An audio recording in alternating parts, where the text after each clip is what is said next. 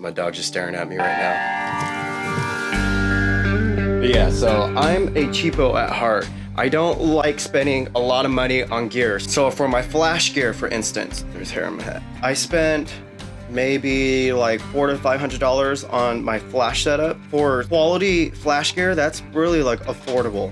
For 3 times that price, I got something that does the same thing. A lot of people say, oh, the more expensive flash gear you get, like the more accurate it is and the more consistent it is. But when they're comparing that to cheaper gear, does it really matter if one shot the flash was a tiny bit darker? Like, no, like we have Photoshop, we have all that. So if it gets the job done, it gets the job done. But yeah, so this brand just sent me a bunch of clothes and I shot with this model named Dakota last week, I think it was, and the shoot turned out super dope. But yeah, the clothes just came in yesterday, so I was so excited to shoot them. So I asked if she was free.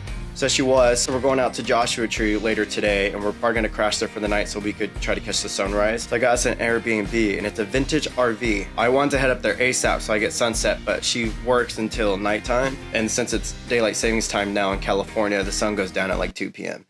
And since, again, it's a vintage RV, I already know the lighting's gonna be crap, and I wanna shoot inside of it, and the only time we'll have to do that is tonight.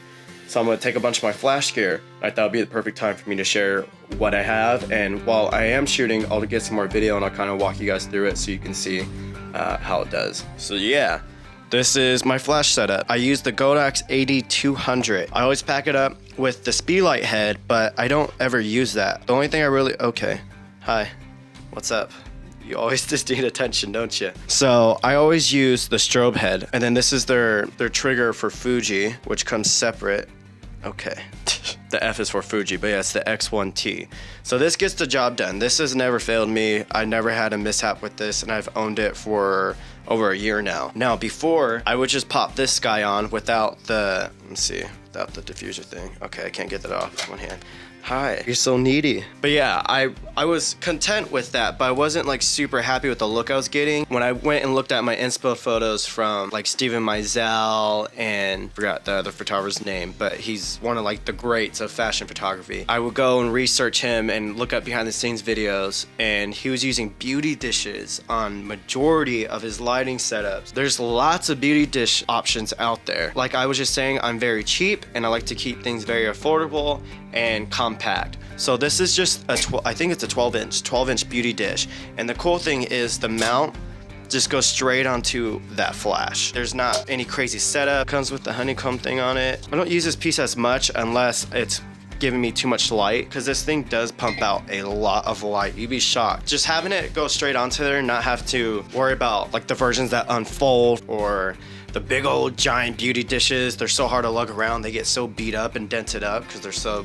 obnoxiously big. This still does the look that I like. It gets the job done. I'll leave links to all this down in the description just so if you guys want to check it out, because I think this was like 40 to 60 bucks, and I think this whole like flash unit is like 300 to 400 bucks, and it's 200 watts, which is pretty crazy because this is almost the size of a speedlight, and it's way stronger than a speedlight. And you guys know me, I shoot in the desert a lot, and the light's very strong out there, so it's hard to beat that light out.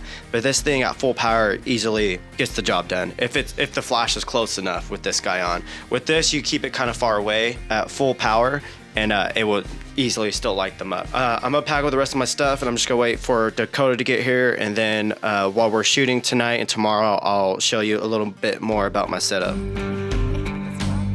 She's awkward. The Godox comes with this, and it also comes with a speedlight head, so you can use this guy, but this I don't know. But a beauty dish, even though this is 12 or 18 inches, it's one of those, it still pretty much gets the same beauty dish light where you have a harsh shadow under the jawline, but it's still very soft everywhere else, and cool strong highlights. It also comes with a honeycomb and a white sheet thing to put over it to soften the highlights. This little combo, it's so small compared to a big old setup. So for that shot, you see what kind of light it is. I had this at half power, which at full power would have been enough, and half power, I probably could have adjusted my settings so I didn't have to have this so strong, but again, I just want to underexpose that background a lot, because as you can see, those clouds are hard to expose, plus being underneath this thing, so I want to pump the power up on that thing. Models always need attention. Go sit. Oh, I'm sitting. So let me show y'all what it looks like without the flash first. So again, since it's a gloomy day, I mean, this could pass. I think a brand would still like this.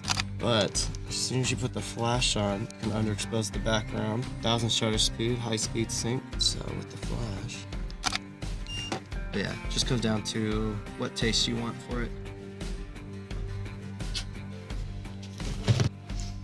All right, y'all, that's our shot. So you see, I underexposed the whole scene.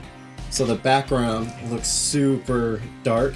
And I just want the shafts of lights from the windows to stick out. So in post, I'll probably add more contrast to this. So how I shot this is, again, with the same beauty dish, but this time we have the honeycomb on it, because without it, the whole room is being filled with light, and it just looked kind of flat and boring, so I wanted to spice it up a little bit with just a punch on her.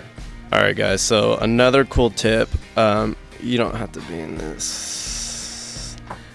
Models just need constant attention. Another cool trick is when you're trying to underexpose the ambient light, sometimes it's too dark and you can't really see what you're shooting. So I set up a custom button on my autofocus lock button. So when I click that, it takes it into the preview mode off. So now it's just acting as if like a viewfinder. It's not showing me the actual adjustments. And so then if I click it again, it's gonna totally neutralize everything. So it's not showing me what white balance I'm shooting in. It's not showing what exposure I have set. It's just legit like a glass see-through viewfinder pretty much. So again, when you're using flash and you're trying to underexpose the ambient, you need to put that setting in. And in the menu setup, I'll show you where it's at in the menu. Look at this outfit. So another tip, photographers, learn how to style. Where? Oh jeez, okay. Shh, go away. All right. In the XT3 menu, you get to it in the screen setup. If you go down to preview, exposure, and white balance and manual mode.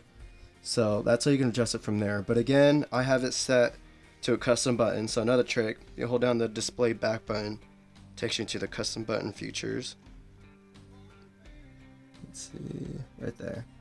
So again, I have it set to ba-bam. So yeah, that's one issue a lot of people have. Again, when they're doing flash and they're trying to underexpose it, they're like, how the heck am I supposed to see what I'm shooting? Just get that feature on there and then you'll be Gucci.